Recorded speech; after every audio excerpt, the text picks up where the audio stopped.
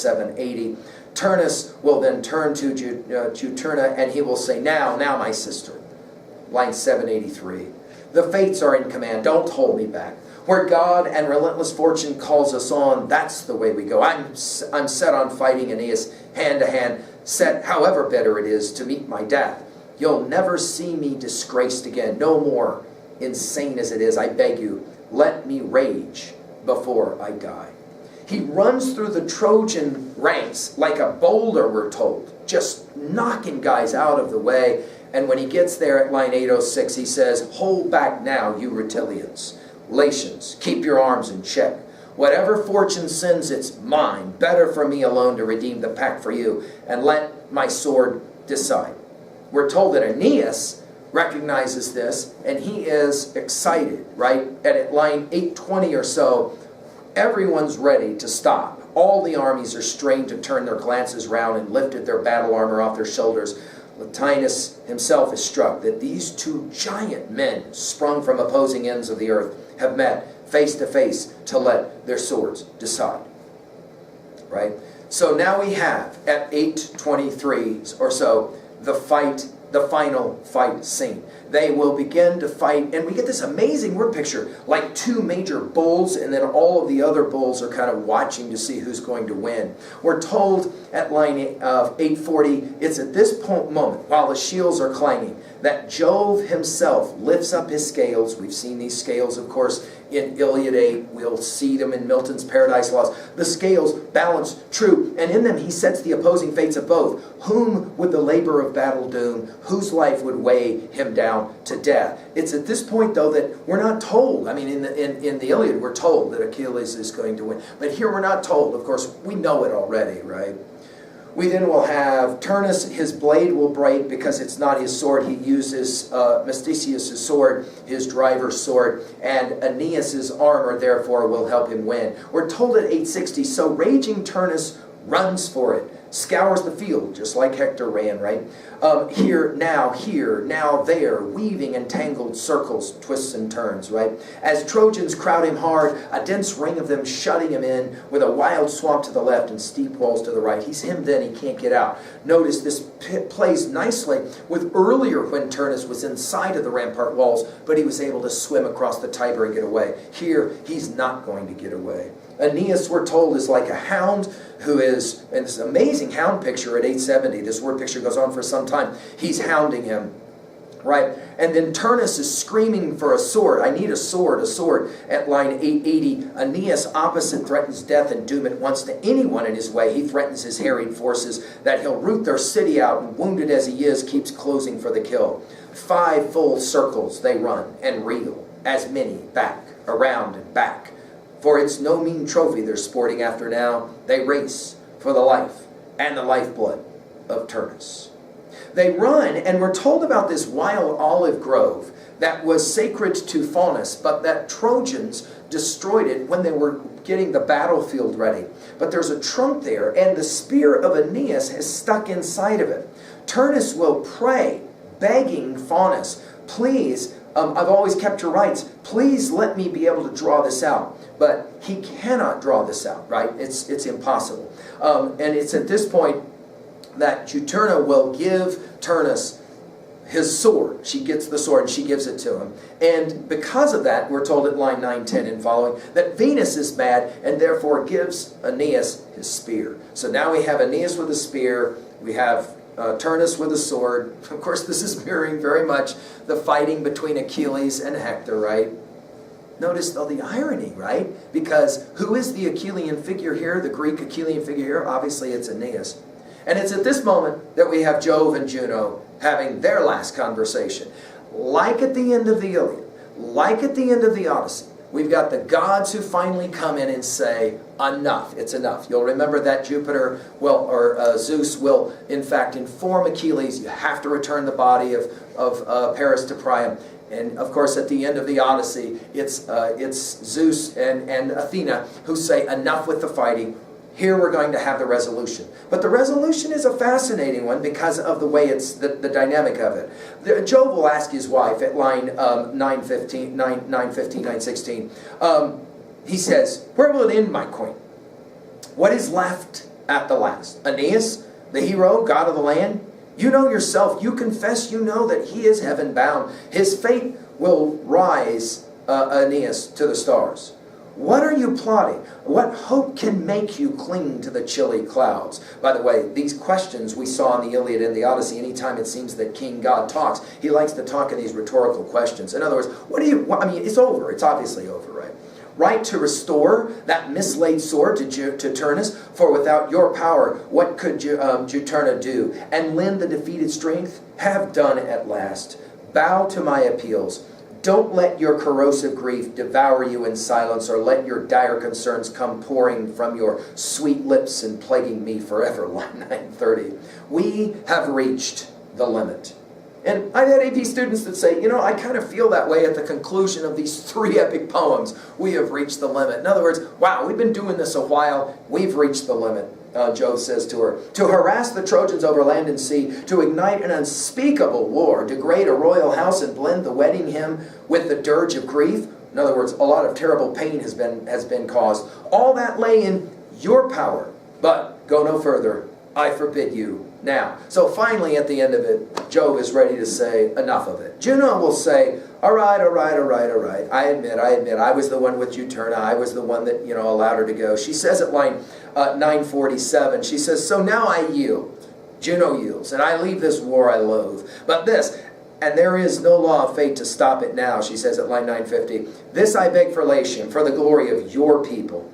When soon they join in their happy wedding bonds, we wonder about that given the way all of this has gone down. And wedded let them be, in pacts of peace at last. You'll remember, wedded let them be. Juno is, of course, the goddess of weddings. And so here, obviously, she wants to see this happen, right? Even though she's been fighting it the whole way. In peace of pacts at last, never command the Latians here on native soil to exchange their age-old name to become Trojans, called the kin of Teucer. Alter their language, change their style of dress. In other words, I do not want the Latians to become like the Trojans. Let Latium endure. Let Alban kings hold sway for all time. Let Roman stock grow strong with Italian strength. Troy has fallen, and fallen let her stay with the very name of Troy. That's her request. In other words, really all I want, she says, is I just want to make sure that the Latians continue to be Latians, and the Trojans will never be called Trojans because Troy fell. And why is she so mad about Troy? Because Prince Paris didn't choose her for the golden apple. At the very beginning of our comments together, we're back to the judgment of Paris one more time. Smiling down, we're told, for Jove. The creator of man and the wide world returned. By the way, you don't hear this from this poet, Virgil, as much as from Homer about Jove being the creator of all humans. But the creator of man and the wide world returned. Now there's my sister Saturn's second child. He says, come, relax your anger. It started all for nothing. I grant your wish. In other words, why are we fighting this war? All these people are dying. That's dumb. I would have given you that right away. I surrender, freely, gladly too. Latium's sons will retain their father's words and ways. Their name, till now, is the name that shall endure. Mingling in stock alone, the Trojans will subside. I will add the rites and the forms of worship, lines 970, and make them Latians all, who speak one Latin tongue. Right? Mixed with Eusian blood, one race will spring from them, and you will see them outstrip all men, outstrip all gods in reverence. No nation on earth will match the honors that shower down on you.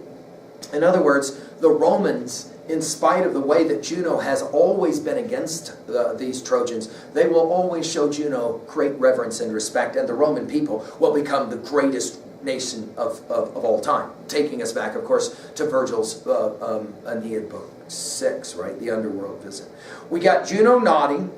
We're even told that Juno is happy now.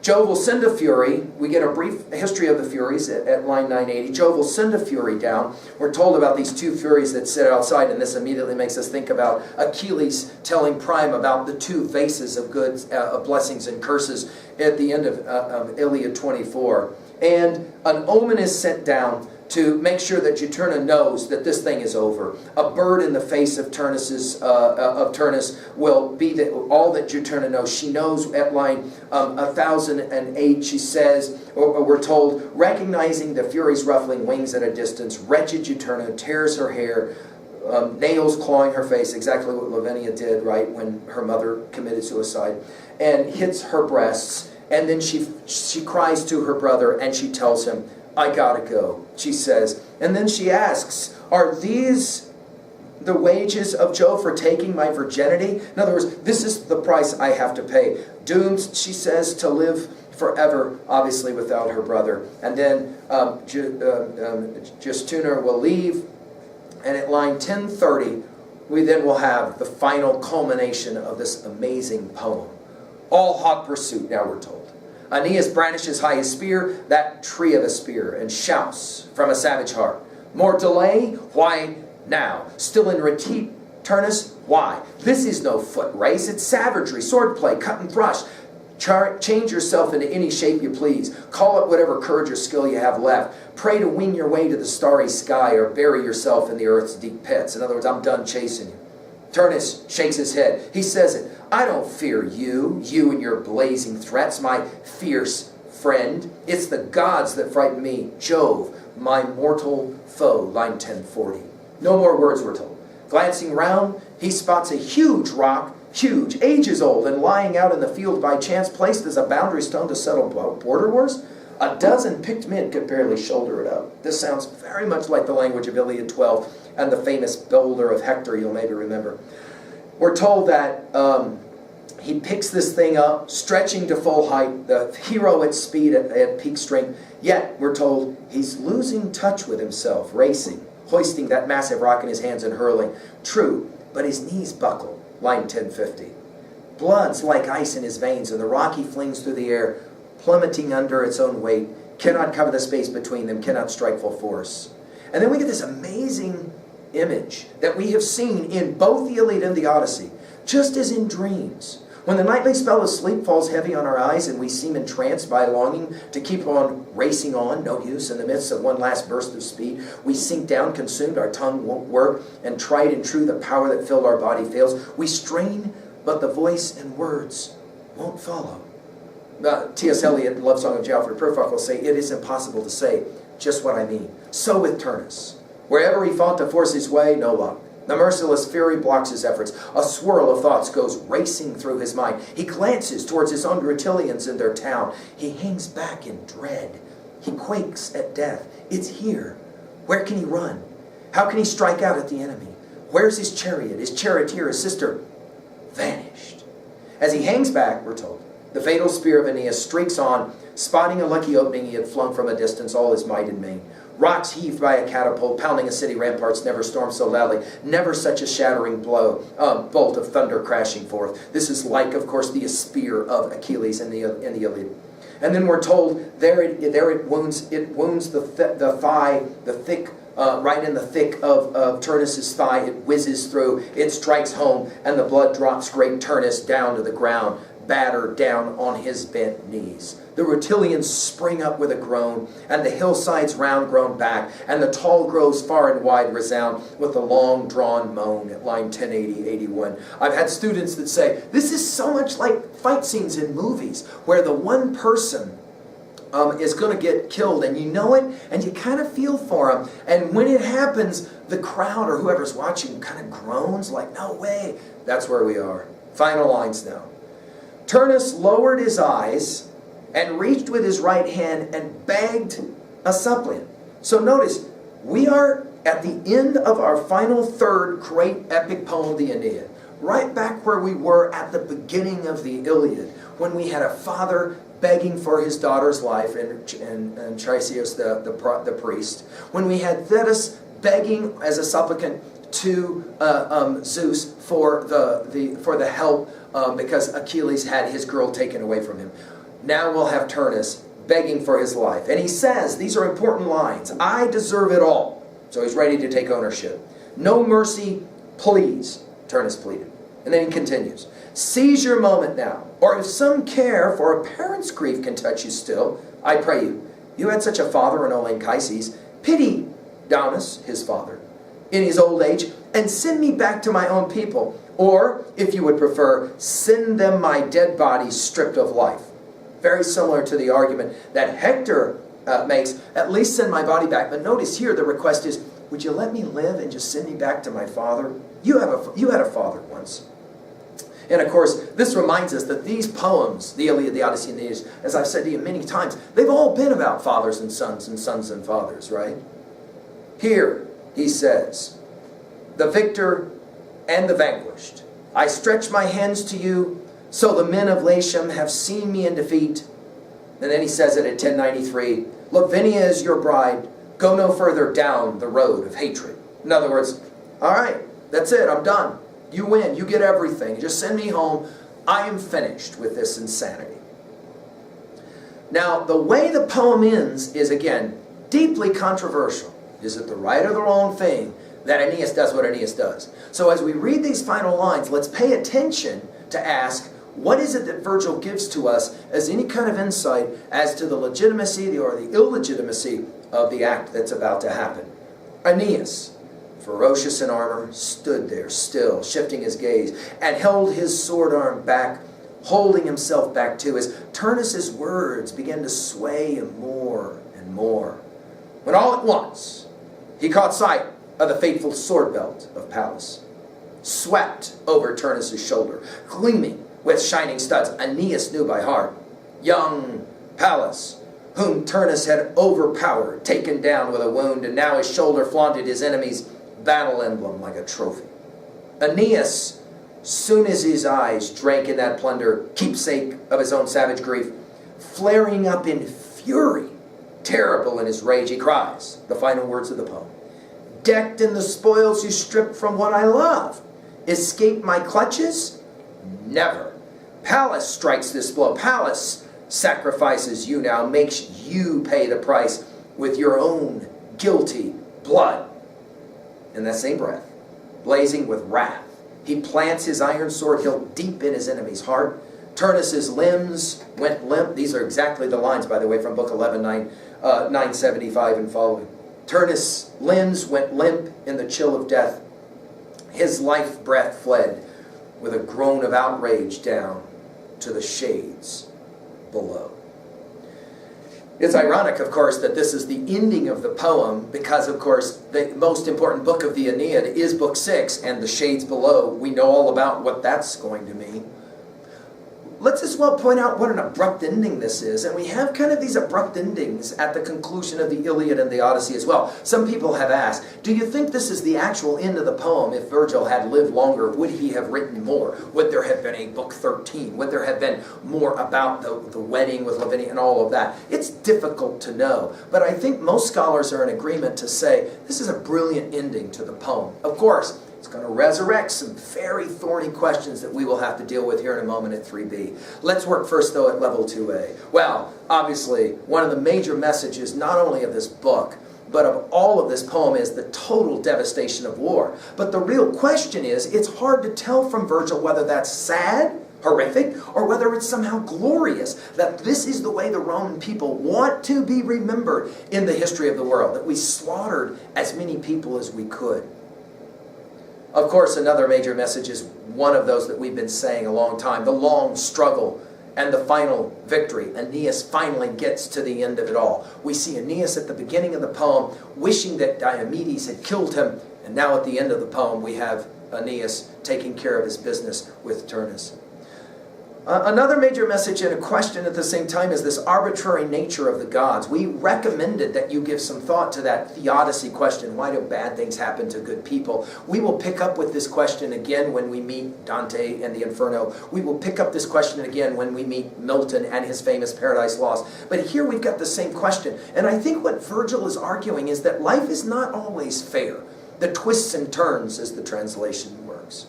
Of course, one of the major questions is this to kill or not to kill. In the moment when you have the suppliant there. Now, of course, both Aeneas and Turnus killed suppliants who were begging for their life. And of course, no question, we had this at play in both the Iliad as well as the Odyssey. You'll remember at the conclusion of the Odyssey, we have a priest who will beg for his life, and Aeneas and Odysseus will just chop his head right off. The poet he will allow to live. So the question obviously is here, is this the right thing or the wrong thing for Aeneas to do what he does? We'll pick it up here in a moment. But first, 2b, symbolism. Well, I mean, the shattering of Turnus' sword has often been seen as a powerful symbol. At the moment when the weapon it breaks, then it's over. Of course, no question, one of the major symbols of this book is the scales of Jove. That is to say, the balance of justice. By the way, we're going to see this again in Milton's Paradise Lost as well, so make a note of it. Maybe the symbol of all symbols, though, is Pallas's belt, that shoulder belt. The thing that Aeneas sees at the end, and he's like, oh no, you did not, kind of thing. And he's ready to give mercy, and then all of a sudden he sees the belt. Inevitability, maybe, is what this symbolizes. The fact that it's inevitable that Aeneas has to take this life of Turnus, and we start without Turnus when we start the new kingdom. Interesting. Well, the ironies abound. I mean, obviously that's one of them, but the ironies abound. What about this one? The peace treaties that are a total joke. The fire that's on the altar, where we're all swearing to Jove that we're never going to break this peace treaty, are the very fires that are used to set a man's beard on fire. I didn't mention it, but it's in the poem where a poor Trojan, he gets his face set on fire because somebody pitches the fire in his face. And of course, the irony is that often we've seen this in the history of the world, haven't we? Of course, that belt we just mentioned, no question, in the end is what ends up leading to Turnus' not being able to be alive, right? Finally, an irony of all ironies is that Juno says, all right, I'm done. And yet we're going to ask the question whether in fact she really is done or not. She says all she wants is for them to not be called Trojans. And all this, ironically, could have been settled, much earlier. The question of whether Juno actually gives up on causing the pain to the Romans or not, and to the Trojans as Romans, we obviously, if we're Virgil, we're going to read this and say, any time that fate goes against the Romans, the civil wars, for example, that Virgil knows that is in the back of all the readers' minds.